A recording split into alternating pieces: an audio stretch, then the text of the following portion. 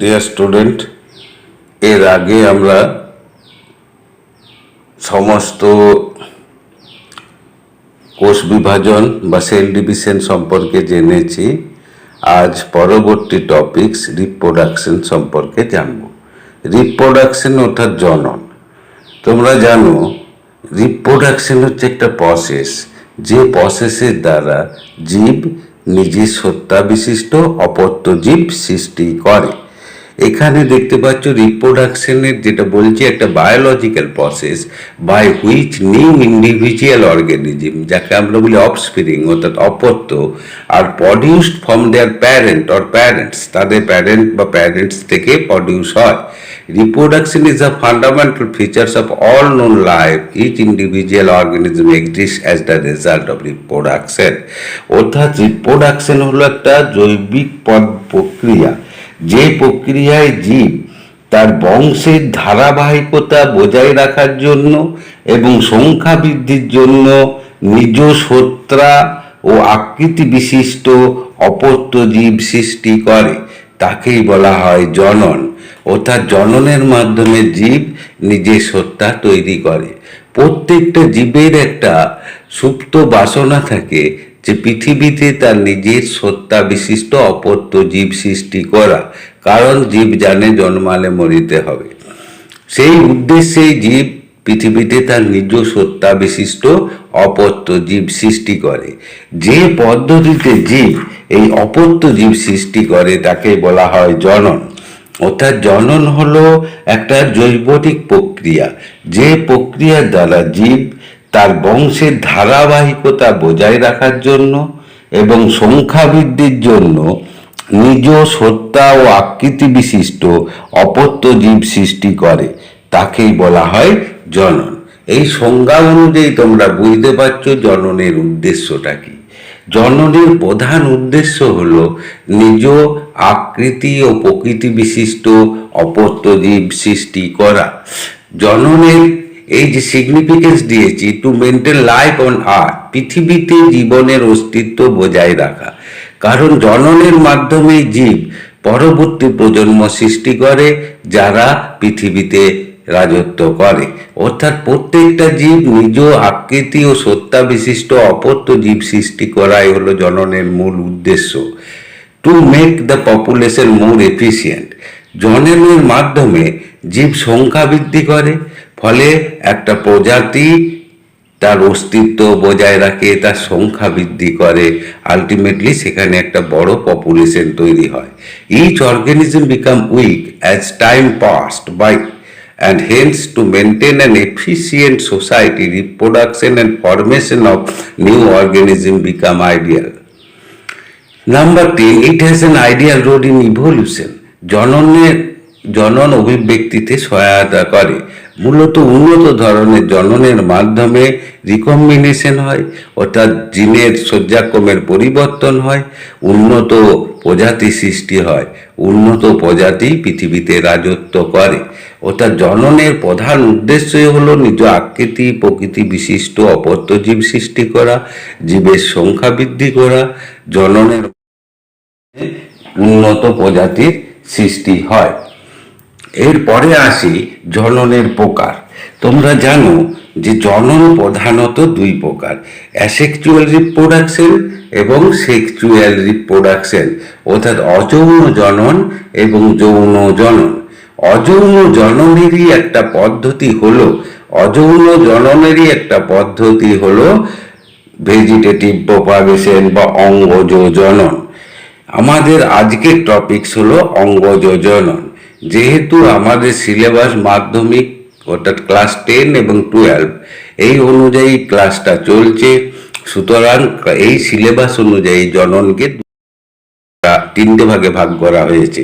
কি কি? অঙ্গজ জনন, অযৌন জনন ও যৌন জনন।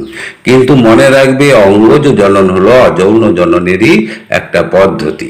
অর্থাৎ জননটাকে আমরা দুটো ভাগে প্রধানত ভাগ করব, অযৌন জনন এবং যৌন জনন। অযৌন জননেরই একটা পদ্ধতি হলো অঙ্গজ জনন বা ভেজিটেটিভ প্রপাগেশন। এরপরে আমরা আসব অঙ্গজ জননের উপর। অঙ্গজ জনন বলতে আমরা কি বুঝবো? যে অঙ্গজ জনন নামটা শুনেই বুঝতে পারছো, অর্থাৎ ভেজিটেটিভ প্রপাগেশন নামটা শুনেই বুঝতে পারছো যে অঙ্গজ অর্থাৎ অঙ্গ থেকে যা জন্মে, অর্থাৎ জীবদেহের দেহ বা দেহাংশ থেকে যখন কোনো অপত্য জীবের সৃষ্টি হয় তাকেই বলা হয় অঙ্গজ জনন বা ভেজিটেটিভ রিপ্রোডাকশন বা ভেজিটেটিভ প্রপাগেশন। এখানে দেখো, vegetative propagation is an asexual method of plant reproduction in which new plant develop from root, stems or leaf, অর্থাৎ উদ্ভিদের মূল, কাণ্ড এবং পাতা থেকে অ্যাসেক্সুয়াল অর্থাৎ অযৌন জনন পদ্ধতিতে নতুন উদ্ভিদ সৃষ্টি করা তাকেই বলবো অঙ্গজ জনন। অর্থাৎ জীবদেহের দেহ বা দেহাংশ থেকে অপত্য জীব সৃষ্টির পদ্ধতি হলো অঙ্গজ জনন। অঙ্গজ জননকে আমরা দুটো ভাগে ভাগ করি। কি কি না, natural vegetative propagation and artificial vegetative propagation, অর্থাৎ প্রাকৃতিক অঙ্গজ জনন এবং কৃত্রিম অঙ্গজ জনন।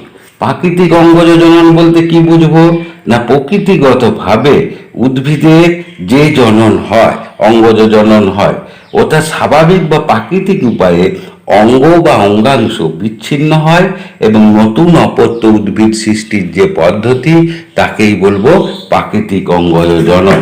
কৃত্রিম অঙ্গজ জনন বলতে কি বুঝবো না, কৃত্রিম ভাবে অর্থাৎ আর্টিফিশিয়াল ভাবে মানুষের নিয়ন্ত্রণে উদ্ভিদের অঙ্গ বা অঙ্গাংশ থেকে কৃত্রিম হরমোন প্রয়োগের দ্বারা অপত্য জীব সৃষ্টির যে পদ্ধতি তাকেই বলবো কৃত্রিম অঙ্গজ জনন। আজকে আমি প্রধানত প্রাকৃতিক অঙ্গজ জনন সম্পর্কেই বলবো, তার ন্যাচারাল ভেজিটেটিভ প্রপাগেশন সম্পর্কেই বলবো। দেখো, প্রাকৃতিক অঙ্গজ জনন, প্রাকৃতিক অঙ্গজ জনন অর্থাৎ প্রকৃতি থেকে, পরিবেশ থেকে আপনা আপনি যে অঙ্গজ জনন হয়, উদ্ভিদের দেহ বা দেহাংশ বিচ্ছিন্ন হয়ে যখন অপত্য জীব সৃষ্টি করে তখন তাকে বলবো প্রাকৃতিক অঙ্গজ জনন। প্রাকৃতিক অঙ্গজ জনন বিভিন্ন পদ্ধতির মাধ্যমে হয়। যেমন দেখো, দ্বিবিভাজন, কোরকোদ্গম, তরুলাডোসাস, খণ্ডীভবন, গেমি, পরিবর্তিত কাণ্ড, বায়বীয় কাণ্ড, বুলবিল এবং টিউরিয়নের দ্বারা। তো প্রধানত এই যে আমি প্রথমেই বলেছি যে অঙ্গজ জনন হচ্ছে একটা অযৌন জনন প্রক্রিয়া। দেখো, প্রথমেই আমরা যেটা অঙ্গজ জনন, দ্বিবিভাজন অর্থাৎ কোষটা যেহেতু অঙ্গজনন দেহকোষে হয়, অর্থাৎ দেহকোষটা মাইটোসিস প্রক্রিয়ায় বিভাজিত হয়ে দুটো অপত্য উদ্ভিদ তৈরি করে। এই যে পদ্ধতিকে বলা হয় দ্বিবিভাজন, যেটা ডায়াটমের ক্ষেত্রে দেখা যায়। কোরকোদ্গম ইস্টের ক্ষেত্রে, যদিও ইস্ট হচ্ছে ফাঙ্গি হচ্ছে আলাদা একটা কিংডম। যাই হোক, ইস্টের দেহে অসংখ্য বাড বা কুঁড়ি তৈরি হয় এবং এদের নিউক্লিয়াস মাইটোসিস প্রক্রিয়ায় বিভাজিত হয়। নিউক্লিয়াসের একটা খণ্ড কি হয় না, কোরকের মধ্যে প্রবেশ করে, সময়ের সাপেক্ষে কোরকটা বৃদ্ধিপ্রাপ্ত হয় এবং মাতৃ দেহ থেকে বিচ্ছিন্ন হয়ে অপত্য জীব সৃষ্টি করে। নাম্বার 3, টরুলাডোসা। এটা মিউকরের ক্ষেত্রে দেখা যায়। না, এই মিউকরের ক্ষেত্রে কি হয়, একটা বার্ড যখন বাড়তে শুরু করে তখন তার সঙ্গে অসংখ্য বার্ড সৃষ্টি হয়, অর্থাৎ অনুসূত্র বারবার খণ্ডীকৃত হয়ে ক্ষুদ্র ক্ষুদ্র কোষের সৃষ্টি করে, যেটা টরুলা নামক প্রাণীর মতো দেখায়। এই জন্য এই দোষাকে বলা হয় টরুলা দোষা। না, খণ্ডীভবন বা ফ্র্যাগমেন্টেশন, এক্ষেত্রে কিছু স্পাইরাল যে অ্যালগি আছে তাদের ক্ষেত্রে দেখা যায়, যেমন স্পাইরোগাইরা, সূত্রাকার যে শৈবাল, এদের ক্ষেত্রে দেখা যায়। এক্ষেত্রে দেহাংশটি বারবার কোনো পদ্ধতিতে অর্থাৎ আঘাতপ্রাপ্ত হয়ে জলের স্রোতে ইত্যাদি কারণে কি হয় না, খণ্ডীভূত হয় এবং প্রত্যেকটি খণ্ড এক একটি স্পাইরোগাইরা তৈরি করে। গেমি, এইটা মার্কেনসিয়ান এবং ব্রায়োফ্যাটসে দেখা যায়। এদের থেলাসের দেহের মাঝ বরাবর অনেকগুলো পেয়ালার ন্যায় ক্ষুদ্র ক্ষুদ্র অঙ্গ গঠিত হয়, যাদেরকে বলা হয় গেমি কাপ বা সংক্ষেপে গেমি। এটা বৃদ্ধিপ্রাপ্ত হয় এবং অনুকূল পরিবেশে এখান থেকে অপত্য থেলাস সৃষ্টি হয়। এরপরে আসবো আমরা অস্থানিক মুকুলের দ্বারা। তাহলে উদ্ভিদের অস্থানিক মুকুল কাকে বলবো না, প্রকৃত স্থান ছাড়া অন্য কোনো স্থান থেকে যখন মুকুল সৃষ্টি হয় তখন তাকে বলবো অস্থানিক মুকুল। অর্থাৎ তোমরা জানো উদ্ভিদের কি হয় না, রেডিক্যাল এবং প্লিমিউল থেকে যথাক্রমে মূল এবং কাণ্ড সৃষ্টি হয়। বাংলায় যাকে বলি মূল থেকে মূল সৃষ্টি, বুনমুকুল থেকে কি সৃষ্টি হয়, কাণ্ড ও পাতা অর্থাৎ মুকুল সৃষ্টি হয়। অর্থাৎ এই স্থান ছাড়া যখন অন্য স্থান থেকে মুকুল সৃষ্টি হয় তখন তাকে বলা হয় অস্থানিক মুকুল। অস্থানিক মুকুল যেমন মূলজ মুকুল, এক্ষেত্রে আমরা দেখেছি মিষ্টি আলু, পটল এদের ক্ষেত্রে মূলের অস্থানিক মূলগুলি থেকেই নতুন উদ্ভিদ সৃষ্টি হয়। এরপর কাণ্ডজ মুকুল ডালিয়ার ক্ষেত্রে দেখা যায়, ডালিয়া, গোলাপ এদের কাণ্ড থেকে উৎপন্ন মুকুল থেকে অপত্য উদ্ভিদ সৃষ্টি হয়। পত্রজ মুকুল পাথরকুচি ওটার বায়োফাইলামের ক্ষেত্রে দেখা যায়, বেগুনিয়ার ক্ষেত্রে দেখা যায়। এদের পাতা থেকে অস্থানিক মুকুল উৎপন্ন হয়, যা পর থেকে অপত্য জীব সৃষ্টি হয়। এরপরে আমরা আসবো পরিবর্তিত কাণ্ড। পরিবর্তিত কাণ্ড বলতে কি না, কাণ্ডটা নর্মাল কাজ ছাড়াও যখন খাদ্য সঞ্চয়ের জন্য বা অন্য কোনো কারণে পরিবর্তিত আকার ধারণ করে তাকেই বলবো পরিবর্তিত কাণ্ড। পরিবর্তিত কাণ্ডটা হতে পারে মৃদুগত, আন্ডারগ্রাউন্ড স্টেম হতে পারে অথবা বেরিয়াল হতে পারে। তো মৃদুগত কাণ্ড বা আন্ডারগ্রাউন্ড স্টেম এক্ষেত্রে দেখো আমরা দেখতে পাচ্ছি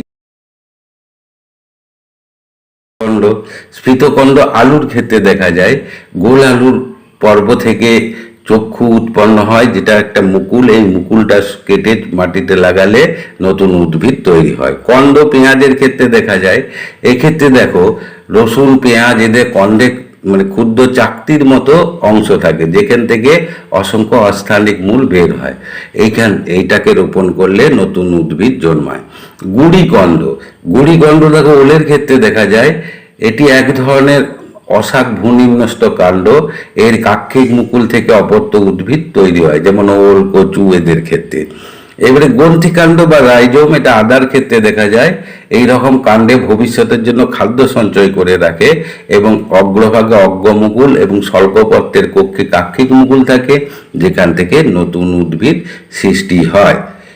এরপরে আমরা আসব পরিবর্তিত কাণ্ড পরে বায়বীয় কাণ্ড, অর্থাৎ যে সকল কাণ্ড বায়বীয় কাণ্ড যারা